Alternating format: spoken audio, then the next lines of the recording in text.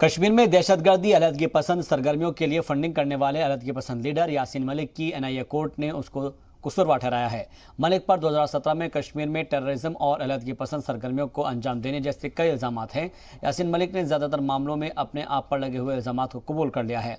यासीन मलिक की सजा तय करने के लिए 25 मई से बहस शुरू की जाएगी। दिल्ली में एनआईए की अहम अदालत में यासीन मलिक के खिलाफ सबूत भी जुटाए गए हैं और जिनको सबूत पेश किए जाएंगे। और इस दौरान अदालत ने यासीन मलिक से उनकी इमलाक के ब्यौरे के बारे में एक हलफनामा भी मांगा है। अदालत ने एनआईए को यासीन मलिक की पूरी प्रॉपर्टी पर रिपोर्ट पेश करने का भी हुक्म दिया है।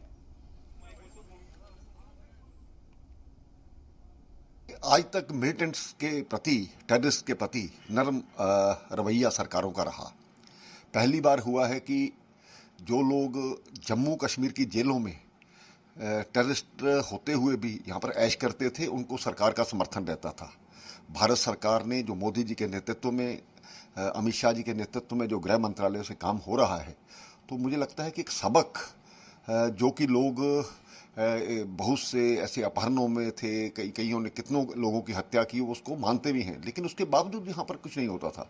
आज उम्मीद करनी चाहिए कि इस प्रकार के टेररिस्ट जो हैं, जिन्होंने कश्मीर में 30 साल लगातार तबाही की है, उनको सख्त से सख्त सज़ा मिले। हम माननीय अदालत से यही अपेक्षा करते हैं और ये भी समझे इस लोगों को इस प्रकार की सज़ा होनी चाहिए कि आने वाली जो इस प्रकार की नस्लें हैं, जो इस प्रकार की कोशिशें करते हैं, उनको भी एक सबक मिले।